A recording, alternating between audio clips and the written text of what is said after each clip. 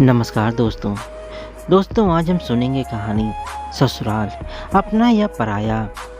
ममता ने आज पूरी कचौड़ी और शाही पनीर के साथ मटर पुलाव बनाया था और मीठे में गाजर का हलवा। आज ससुराल में उसका पहला दिन था जो उसने घर पर ही मनाने की सोची थी।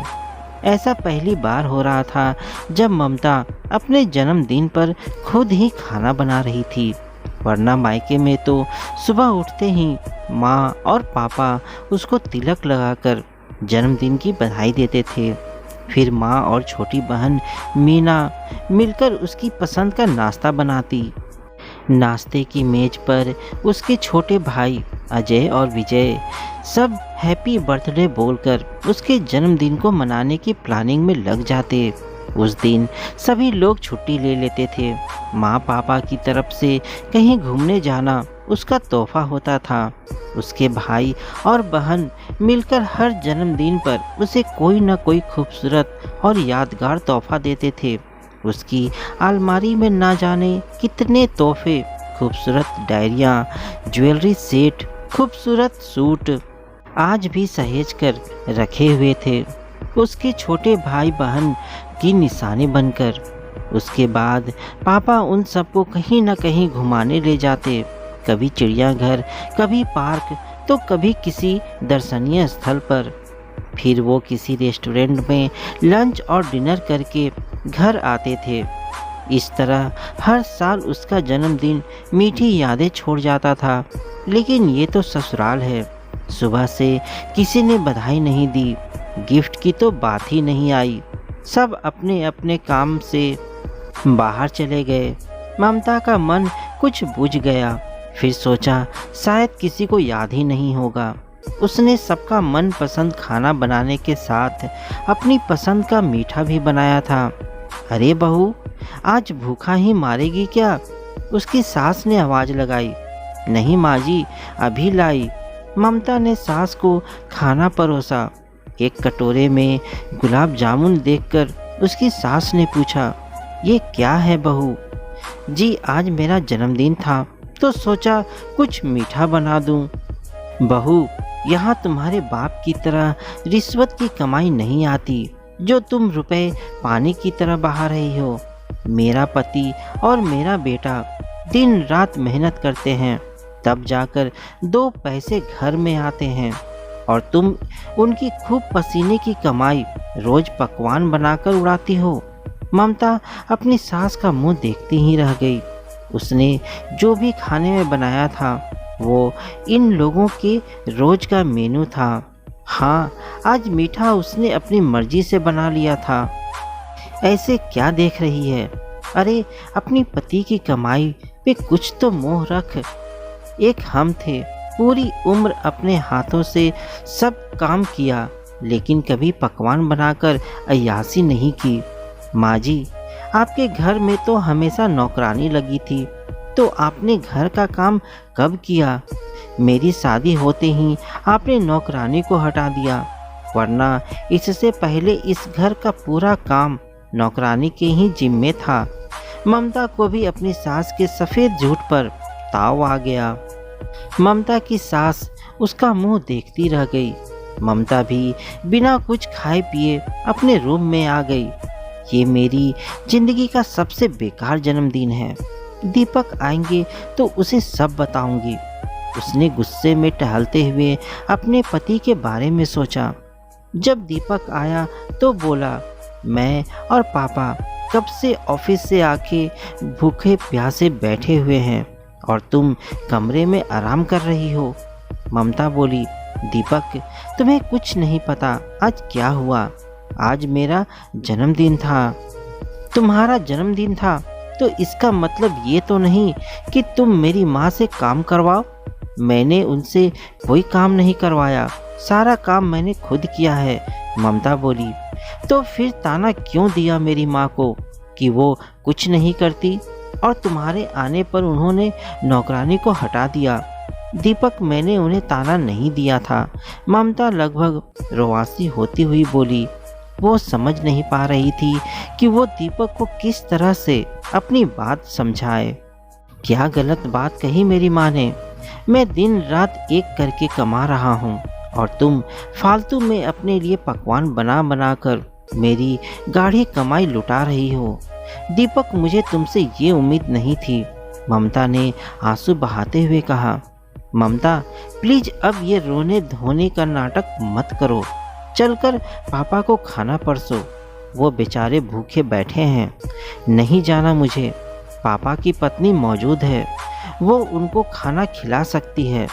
ममता की बात भी पूरी नहीं हुई थी कि दीपक की झन्नाटेदार थप्पड़ ने उसकी आंखों के सामने अंधेरा कर दिया। चुपचाप चलकर जो बोला वो करो, हम यहाँ तुम्हारे नखरे देखने नहीं आए हैं। दीपक गुस्से से बोला। उतरे हुए चेहरे के साथ ममता ने सबको खाना परोसा। दीपक ने अपनी माँ को भी साथ में बैठा के खाना खिलाया। उसके अनुसार ममता ने उसकी माँ को खाना नहीं खाने दिया था। किसी ने ममता को खाने के लिए नहीं पूछा और ना ही उसकी आंखों के आंसुओं के बारे में सवाल किया। सब आपस में हंसी मजाक और बातें करते हुए खा रहे थे। उनके लिए ममता का अस्तित्व सिर्फ एक नौकरानी जैसा था या उससे भी बदतर। ममता ने अपनी सास की तरफ देखा। उसकी सास की आंखों में जीत की चमक थी। उसने ममता की तरफ देखकर मुंह बिचका दिया। रात आधी बीत चुकी थी। अचानक ममता की आंख खुली तो देखा कि दीपक अभी तक रूम में नहीं आया है। उसने शॉल लपेटी और उठकर बाहर आ गई। देखा तो दीपक अपनी माँ और पापा के कमरे में सोया हुआ था। पहले तो उसने सोचा कि वापस चली जाए, लेकिन उसकी कभी अकेले सोने की आदत नहीं थी। उसे डर लगता था। वो दीपक के सिरहाने आकर धीरे धीरे उसे बुलाने लगी। दीपक, चलिए अपने रूम में। उसकी सास जग गई थी, लेकिन चुपचाप ही रही। दीपक ने आंखें खोलकर उसकी तरफ देखा और फिर आंखें बंद कर ली। दीपक, चलिए ना, मुझे अकेले डर लगता है, मुझे नहीं जाना तुम्हारे साथ, दीपक ने गुस्से से कहा और उसका हाथ झटक दिया। ममता ने जैसे ही दीपक का हाथ दोबारा पकड़ा, दीपक ने फिर एक झन्नाटेदार थप्पड़ उसे मार दिया। वो गाल में हाथ रखे अचंभित सी हो गई। आधी रात को ड्रामा करने आई है, चली जा यहाँ से, नहीं तो मार मार कर भूत बना दूंगा। दीपक ने उसे कमरे से धक्के देकर निकाल दिया। ममता ने किसी तरह रोते हुए रात गुजारी। उसने सपने में भी नहीं सोचा था कि कभी ऐसा दिन भी आएगा। सुबह 4 बजे आंख लगी ही थी कि तभी उसकी सास की कर्कश आवाज ने उसकी नींद तोड़ दी। उठ जा महारानी, सारा घर बासी पड़ा है और ये महारानी आराम से सो रही है। वो जल्दी से उठकर बाहर आई। जा पहले झाड़ू लगा ले और फिर बर्तन मांजकर चौका निपटा, आज दीपक को जल्दी जाना है। उसकी सास ऐसे बोल रही थी जैसे सब कुछ नॉर्मल हो और रात में कुछ हुआ ही ना हो। ममता ने खाना बनाया और सास ने ले जाकर दीपक को परोस दिया। दीपक ने ममता से बात ही नहीं की, जैसे दीपक नहीं ममता दोषी हो। हाँ, उसके ससुर जरूर उससे ठीक से बात कर रहे थे। 3 दिन तक ऐसे ही चलता रहा। वो सारा दिन काम करती और रात को अकेले सोने कमरे में सोने की कोशिश करती। दीपक उसको देखता भी नहीं और ना ही बात करता। तीसरे दिन वो रूम में आई ही थी कि पीछे से दीपक ने आकर उसकी कमर में हाथ डाल दिया। वो कुछ समझती उससे पहले ही दीपक के साथ बिस्तर पर थी। दीपक मनमानी करके सो चुका था। एक शब्द अफसोस का नहीं, ना कोई हमदर्दी, ना अपनी गलती का एहसास और ना ही माफ़ी की कोई बात। ममता फिर भी संतुष्ट थी। कम से कम दीपक तो उसके पास आया था। दूसरे दिन सुबह दोनों को उठने में देर हो गई।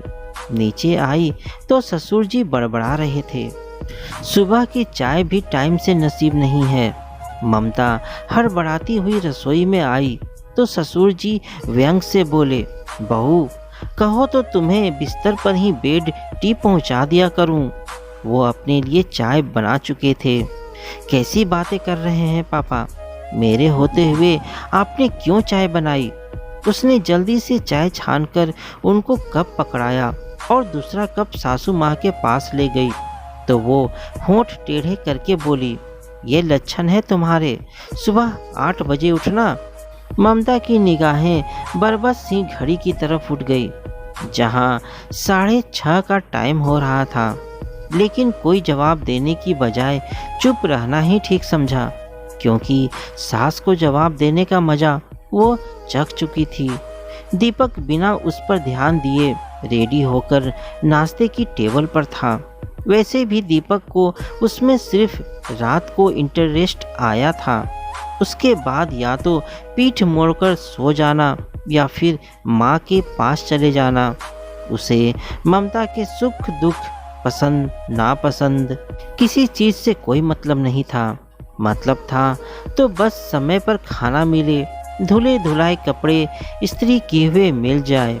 बाकी उसके खाने पीने, आराम या किसी ज़रूरत की कोई चिंता ना दीपक को और ना ही परिवार के किसी सदस्य को थी। लेकिन वे सब ये जरूर चाहते थे कि ममता उनकी हर ज़रूरत फ़ौरन पूरी करे। उनके ऑर्डर करते ही किसी हुक्म के गुलाम की तरह सर झुकाए हाजिर रहे। ममता भी भरसक प्रयास करती कि उन लोगों को कोई शिकायत का मौका ना दे, लेकिन उन लोगों को कोई न कोई बहाना जरूर मिल जाता था उसे ठेस पहुंचाने के लिए। वो पढ़ी लिखी शहर की लड़की थी।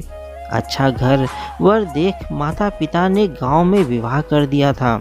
उन्होंने बहुत कुछ दिया था जिससे उनकी आंखें फटी की फटी रह गई थी, लेकिन कुछ ही समय तक। अब उसके लालची सास ससुर ने सोने की अंडे देने वाली मुर्गी को हलाल करने की सोची थी। वो अपने ससुर को सीधा समझती थी, लेकिन अब उसे पता चला कि यहाँ सब एक ही थैली के चट्टे बट्टे हैं। वो सब उसको बहुत ज़्यादा परेशान करने लगे, जो उसकी सहन शक्ति की सीमा से भी परे था। वो चाय लेकर ससुर के पास पहुंची तो उन्होंने झटपट फ़ोन काटकर कप थाम लिया और बोले, बहू, तुम्हारे मौसा का फ़ोन आया था।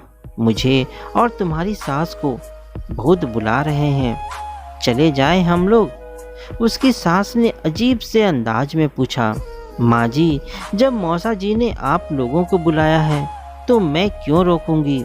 ममता ने कुछ ना समझते हुए जवाब दिया।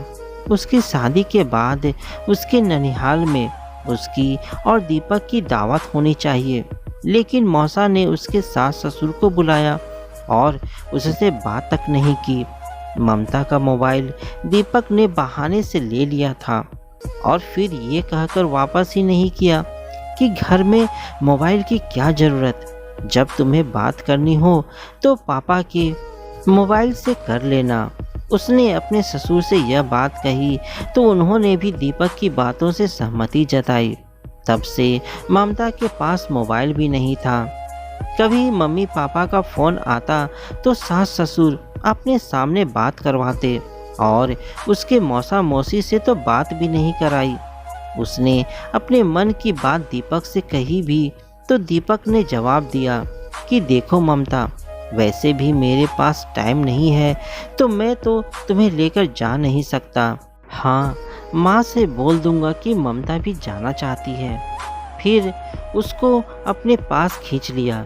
इसके बाद कोई बात ही नहीं हो पाई। दूसरे दिन दीपक सुबह सुबह तैयार होकर निकल गया। ममता किचन में बिजी थी। उसके सास ससुर ने दीपक से क्या बात की वो कुछ सुन नहीं पाई। उसकी सास भी तैयार हो गई, लेकिन एक बार भी ममता से नहीं कहा कि तुम भी चलो, किसी अपने से मिलकर अच्छा लगेगा। जब से शादी हुई है तब से किसी से नहीं मिली। सास ससुर ने जाने से पहले उसे समझाया, देखो बहू, ये गांव है, यहाँ के लोग दूसरों के घरों की बहुत पंचायत लगाते हैं। तुम शहर की हो, अभी कुछ नहीं जानती, इसलिए हम बाहर से ताला लगाकर जा रहे हैं और चाबी दीपक को देते हुए जाएंगे। वो शाम को आकर खोल लेगा। वो चुप रही। वैसे भी यहाँ किसी को जानती भी नहीं थी। उसकी सास उसको किसी से मिलने या बोलने से रोकती थी। सास ससुर के जाने के बाद उसने घर की सफाई की, सारा काम निपटाया और अच्छे से नहा धोकर तैयार हो गई। आज पहली बार सास घर से बाहर थी और ममता अकेली। उसने सोचा आज दीपक के साथ खुलकर टाइम बिताएगी। कोई उसे टोकने वाला नहीं होगा।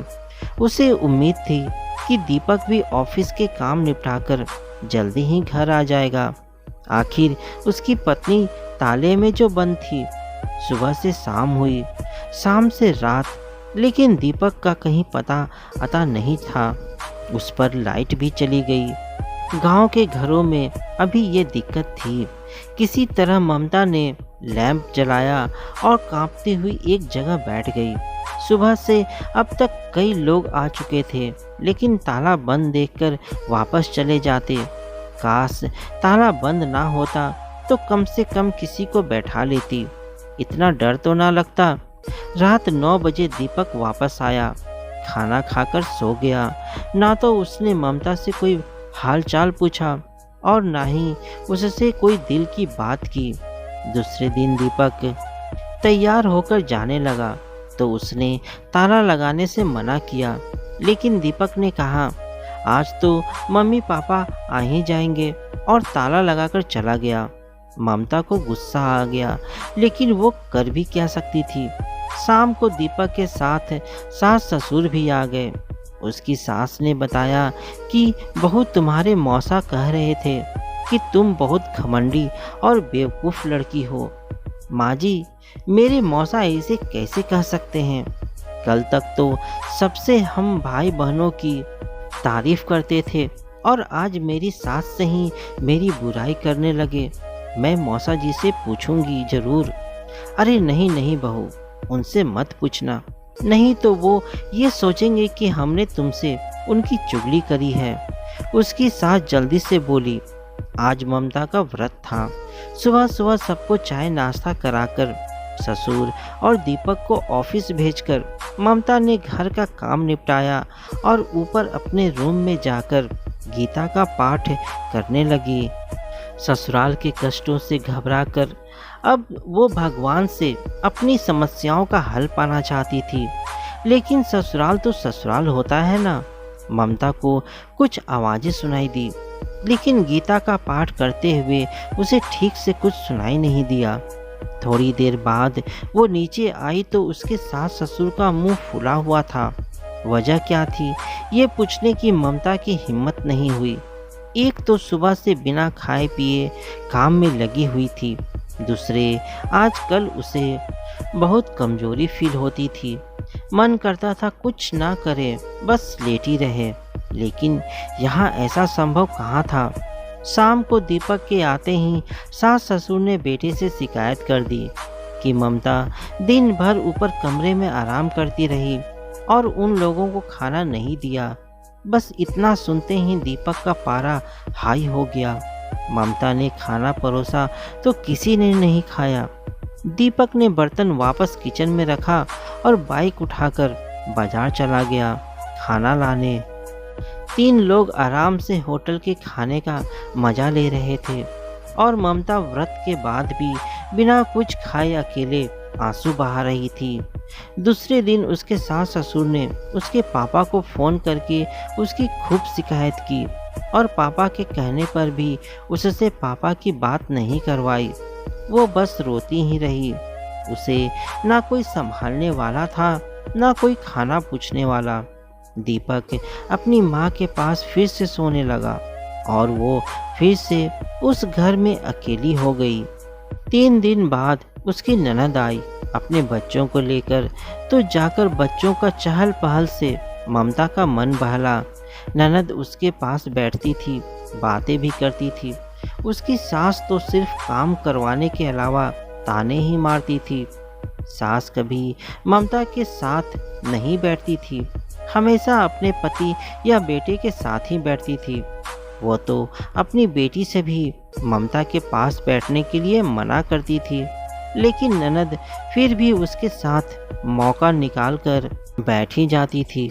उसने अपनी ननद से अपनी तबीयत के बारे में बताया। दीदी, लगता है आपका कोई भतीजा या भतीजी आने वाला है, ममता ने शर्माते हुए कहा। तो ननद खुश हो गई। अच्छा, दीपक को बताया? दीदी, वो तो मुझसे बात ही नहीं कर रहे। अरे पागल है वो, देखना जब उसे पता चलेगा तो वो कितना खुश हो जाएगा। इतने में ममता की सास अंदर आई। दरअसल वो ये देखने आई थी कि ममता क्या बातें कर रही है। ये उनकी आदत थी कि जब ममता अकेली घर में होती तो कभी अंदर झांक कर नहीं देखती, लेकिन अगर कोई लड़की या औरत ममता से मिलने आ जाती तो उसकी सास हर दूसरे मिनट पर चक्कर लगाती थी। माँ, भाभी के लिए ताबीज ले आना और अब भारी काम ना करने देना, आप दादी बनने वाली हो। ममता की सास ऐसे बन गई जैसे कि सुना ही ना हो। दूसरे दिन ननद अपने घर चली गई। दीपक फिर उसके पास सोने लगा था। सास ससुर का मूड भी ठीक था, लेकिन ये बस तूफान से पहले की शांति थी। गांव की ही एक लड़की रिश्ते में उसकी ननद लगती थी। एक दिन बातों बातों में ममता ने उसे अपने दहेज की बेडशीट दिखाई, जिस पर उसने खुद बहुत खूबसूरत पेंट किया था। भाभी, मेरा प्रैक्टिकल है, क्या आप मेरा एक मेंज पोस्ट पेंट कर देंगी? उसने हिचकते हुए पूछा। हाँ हाँ, क्यों नहीं, बहुत दिन हो गए कुछ पेंट किए हुए। चलो इसी बहाने मैं भी अपनी प्रैक्टिस भी कर लूँगी। ममता ने फौरन उसको सहमति दे दी। 2 दिन बाद फिर उसकी सास ने घर में हंगामा मचा दिया था कि क्यों ममता किसी का काम कर रही है। दीपक ने भी उस पर इतनी छोटी सी बात के लिए हाथ उठाया। उसके ससुर ने भी उसके पापा को फ़ोन करके कह दिया कि आकर अपनी लड़की को ले जाओ। ममता रोती गिड़गिड़ाती रही कि मेरे पापा की तबीयत ठीक नहीं है, प्लीज आप लोग उनसे कुछ मत कहिए। लेकिन उन लोगों के कान पर जूं नहीं रेंगी। 2 दिन पहले ही मम्मी ने पापा की तबीयत के बारे में बताया था। ममता पापा की तबीयत को लेकर परेशान थी। अब इस कड़कड़ाती कोहरे भरी ठंड में पापा को इतना लंबा सफ़र तय करना पड़ेगा, सिर्फ उसकी वजह से।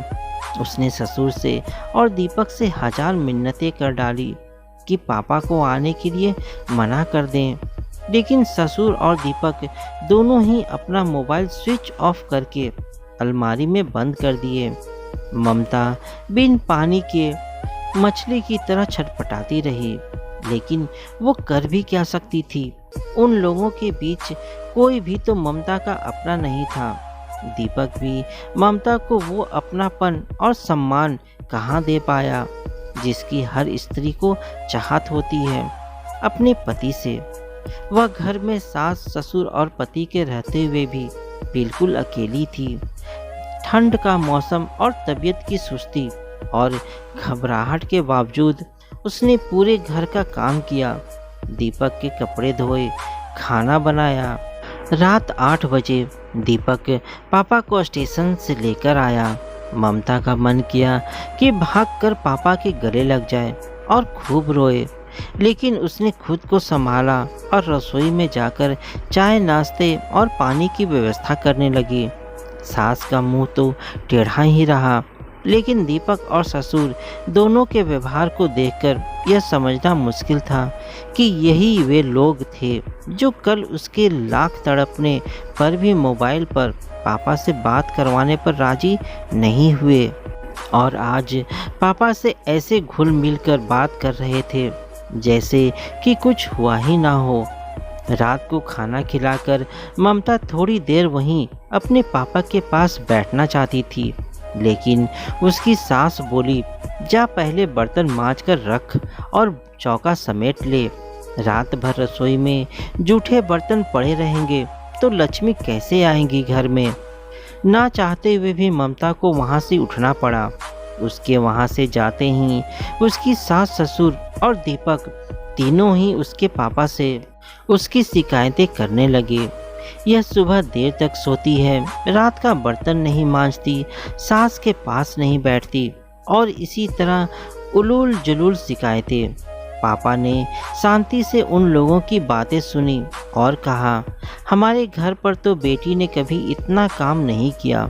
वो तो केवल पढ़ाई लिखाई में ही व्यस्त रही और शादी भी हो गई। अब आपके घर में आपकी बेटी बनकर आई है, तो जो आप सिखाएंगी सीख लेगी धीरे धीरे।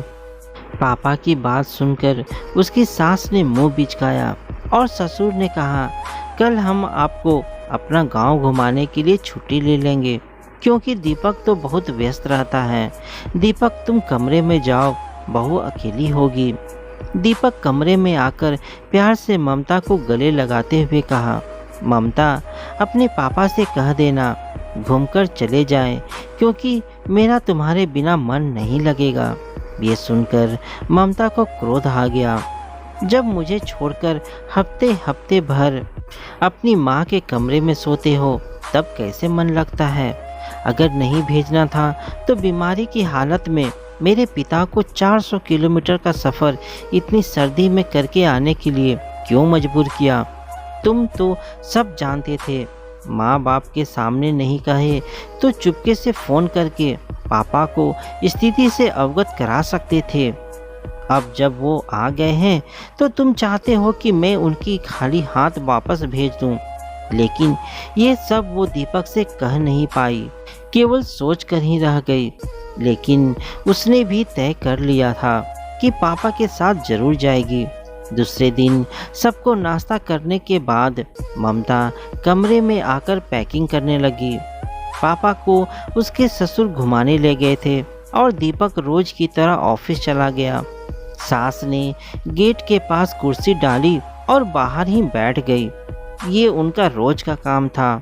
ममता ने अपनी पैकिंग कर ली और पापा के आते ही बोली, मैं तैयार हूँ, चलिए पापा।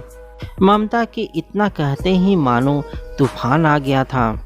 उसके ससुर चिल्लाने लगे कि हमने तो घूमने फिरने के लिए बुलाया था, तुम रोज अपनी लड़की को लेने चले आते हो, ये बहुत गलत है। ले गए तो खुद भोगोगे। ममता से भी रहा नहीं गया। उसने भी कह दिया, बीमारी की हालत में भी किसी को घूमने बुलाया जाता है, और वो भी यहाँ इस गांव में देखने के लिए है क्या? उसके पापा ने उसे शांत कराया और ससुर से कहा, भाई साहब मैं बीमार हूँ, इतनी जल्दी लंबा सफ़र तय नहीं कर सकता।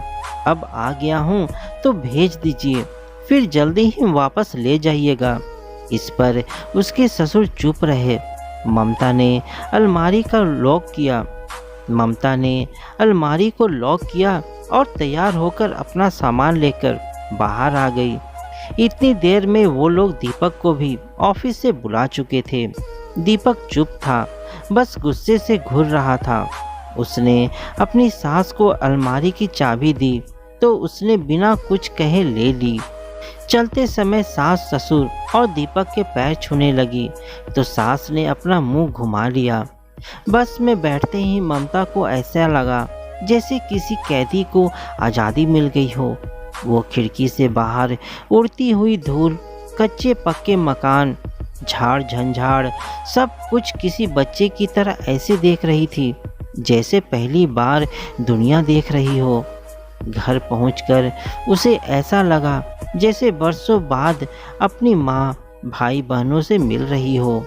सब उसके आने से खुश थे। ममता ने दीपक को फ़ोन करके अपने पहुंचने की सूचना देनी चाहिए तो उसका नंबर लगातार बिजी जा रहा था। ससुर का भी फ़ोन बिजी था। ये तो बाद में पता चला कि उन लोगों ने ममता और उसके सब घर वालों का नंबर ब्लॉक कर दिया था। फिलहाल मायके आकर ममता को अब रोज रोज के झगड़ों और नाटक से मुक्ति मिल गई थी। उसकी प्रेगनेंसी की खबर मिलते ही सभी लोग उसका बहुत ख्याल रखने लगे। पापा बहुत सारे मेवे ले आए। मम्मी रोजाना फल, दूध, हरी सब्जियां उसके लिए अलग से लेना नहीं भूलती थी। भाई बहन बहुत ध्यान रखते, कहीं दीदी को कोई भारी काम ना करे। मम्मी हर महीने चेकअप करवाने ले जाना नहीं भूलती। दीपक का वही हाल था, न फ़ोन करता था और न ही रिसीव करता था। ज़्यादा फ़ोन करो तो नंबर ब्लॉक कर देता था।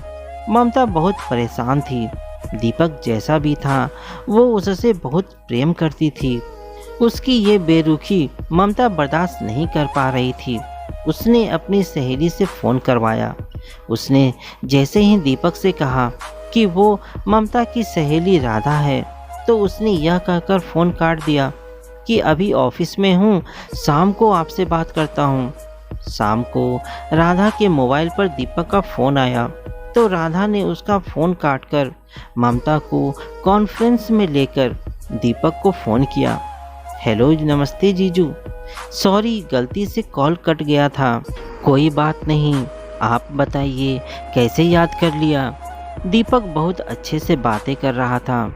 दीपक ने फ़ोन अपनी माँ को दे दिया। सास बोली, बेटी तुम्हारी सहेली अपने पति की बिल्कुल इज्जत नहीं करती। वो मना करता रहा और वो जिद करके चली गई, और तो और अपनी अलमारी में ताला मार कर गई है। बोलो बेटी। दीपक के कपड़े भी लॉक करके चली गई। मेरे बेटे को अनपढ़ जाहिल कहती है। सुबह जल्दी नहीं उठती, घर के काम नहीं आते, पर्दा नहीं करती, अपनी पढ़ाई लिखाई का बहुत घमंड है उसे। ठीक है आंटी, मैं समझाऊंगी उसे, कहकर आखिर किसी तरह राधा ने बात खत्म की। उसके फ़ोन रखते ही राधा बोली, ममता, तेरा पति कहीं किसी और के चक्कर में तो नहीं, वरना नई नई शादी हो और पति अपनी नई नवेली दुल्हन के बिना आराम से रह ले, ऐसा कैसे हो सकता है। उसकी माँ उसके मुंह पर तेरे बारे में उल्टा सीधा बोलती रही, लेकिन वो तो आराम से सुनता रहा। नहीं राधा, ऐसी कोई बात नहीं है, वह बस मेरे आ जाने से नाराज़ हैं। कहने को तो ममता ने राधा को जवाब दे दिया, लेकिन खुद वह सोच के भंवर में धंसती जा रही थी। ना जाने क्यों उसे दीपक के पिछले रवैये और उसकी कुछ बातें, जिन्हें उसने मजाक का नाम दे दिया था, वह सब रह रह कर याद आ रहा था। कहीं राधा की बात सही तो नहीं। ममता का मन मस्तिष्क में यही बात चल रहा था। ममता ने दूसरे दिन दीपक को फ़ोन लगाया, लेकिन उसने काट दिया। ममता ने फिर डायल किया, लेकिन उसने फिर से काट दिया। ममता बार बार दीपक को फ़ोन करती रही और वो कट करता रहा। 3 दिनों तक यही हाल था। तीसरे दिन दीपक ने फ़ोन उठाकर नॉन स्टॉप गालियाँ बकना शुरू कर दिया। ममता चुपचाप सुनती रही और सबकी बीच से उठकर अलग जाकर खड़ी हो गई, ताकि दीपक की गुस्से भरी आवाज़ फ़ोन से किसी और को ना सुनाई दे। दीपक गुस्से में था, इसलिए नहीं कि ममता मायके आ गई, बल्कि इसलिए कि ममता गहने पहनकर और अलमारी लॉक करके मायके चली गई थी। दीपक, आप मेरी बात तो सुनिए प्लीज़। अलमारी में सिर्फ मेरा सामान है, आपका नहीं है वहाँ पर। फिर भी दीपक कुछ नहीं बोला और फ़ोन काट दिया। ममता अब अपने परिवार को लेकर बहुत परेशान रहने लगी। फिर उसने निश्चय किया कि वह अब अपने ससुराल ही जाकर रहेगी। उसने यह बात अपने मम्मी पापा से बताई और दूसरे दिन ससुराल जाने के लिए तैयार हो गई।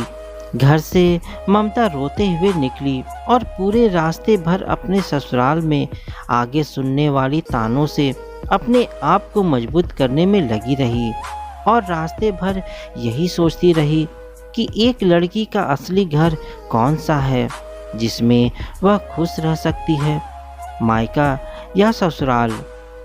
तो दोस्तों, आप इस बारे में क्या कहेंगे, मुझे कमेंट में ज़रूर बताइएगा।